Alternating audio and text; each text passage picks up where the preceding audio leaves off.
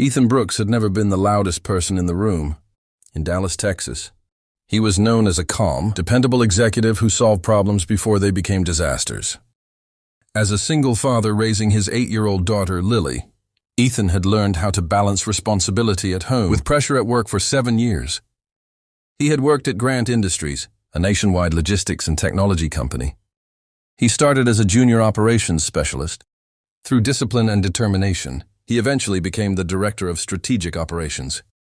Under his leadership, one struggling division became the company's most profitable business unit. Ethan never took credit for himself. He always praised his team. When employees worked late, he stayed with them when someone made a mistake.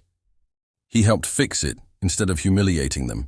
His daughter was the reason he valued time so much. Every morning he prepared Lily's breakfast before taking her to school.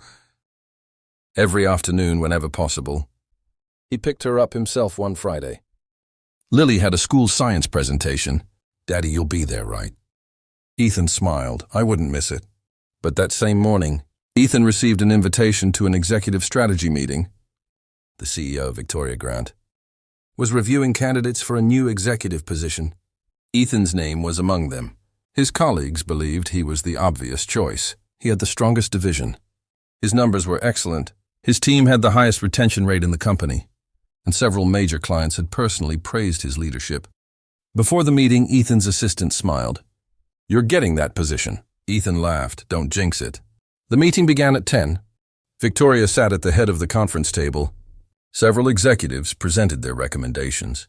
When Ethan's name came up, the chief financial officer spoke first.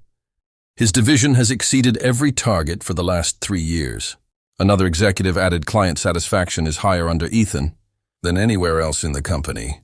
Victoria listened quietly. Then she closed the folder. "I don't think he's executive material." The room went silent. Ethan looked at her. "May I ask why?" Victoria leaned back. "He's too focused on his team." Ethan frowned. "Isn't that what leadership is? Executives need to be aggressive. I deliver results, you're predictable." Ethan remained calm, Victoria continued. "And you leave early." Ethan understood immediately. "To pick up my daughter, that is exactly my concern." Ethan looked around the table. He had never hidden that he was a father. He had never apologized for it either. "I've never missed a deadline." Victoria nodded, but executives need complete commitment. Ethan took a slow breath. "I'm committed." Victoria shook her head. "No. You're committed to 2 things, your career and your family." Ethan stared at her. "I don't see why that's a weakness." Victoria closed the folder. "The decision is final." Ethan stood, understood. He walked out without arguing. Later that afternoon, he attended Lily's science presentation. She spotted him in the audience and smiled. Ethan smiled back. He didn't know it yet. But someone else had been watching him for months. Marcus Reed, the CEO of Grant Industries' biggest competitor, had noticed Ethan's results, and Marcus was about to make him an offer Victoria never imagined. Ethan left the school that afternoon feeling disappointed, but he refused to let the decision ruin his daughter's special day. Lily's smile had reminded him why he worked so hard in the first place. He had spent years believing that if he stayed loyal, delivered results, and treated people well, the company would eventually recognize his value. By Monday morning, Ethan returned to Grant Industries and continued working exactly as before. He didn't complain, he didn't gossip, he didn't ask Victoria to reconsider, but someone else had noticed. That afternoon, Ethan received a message from Marcus Reed, CEO of Reed Global, Grant Industries' biggest competitor. "Can we meet? I have an opportunity I'd like to discuss." Ethan was surprised he had never spoken privately with Marcus. Still, curiosity made him agree. They met at a quiet restaurant in downtown Dallas. Marcus arrived without an entourage. "I'll get straight to the point," he said. "I've been watching what you've done with your division." Ethan smiled politely. "I appreciate that." Marcus leaned forward. "You turned a failing operation into the strongest division in your company." "I had a good team. You built that team." Ethan remained silent. Marcus placed a folder on the table. "I want you to become president of operations at Reed Global." Ethan stared at him. "President?" "Yes, that is a major position." I know Ethan thought about Lily. "What would the schedule look like?" Marcus smiled. "You'd have authority to build the leadership structure. Yourself and family isn't a weakness here." Those words stayed with Ethan. He didn't accept immediately. He spent the evening thinking about Victoria's words. "He's not executive material." Then he remembered Marcus saying something completely different. You built that team the next morning.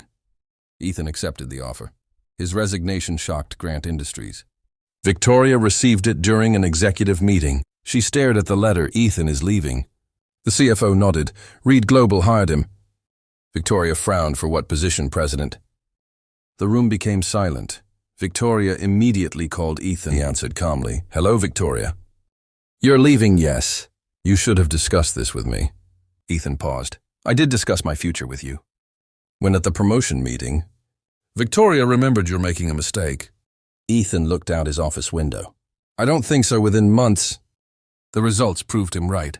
At Reed Global, Ethan reorganized several departments, improved communication, and introduced flexible scheduling for working parents. Employee turnover dropped dramatically. Major clients renewed contracts, profits increased, and the division became Reed Global's fastest-growing operation. Victoria watched every quarterly report. The numbers were impossible to ignore.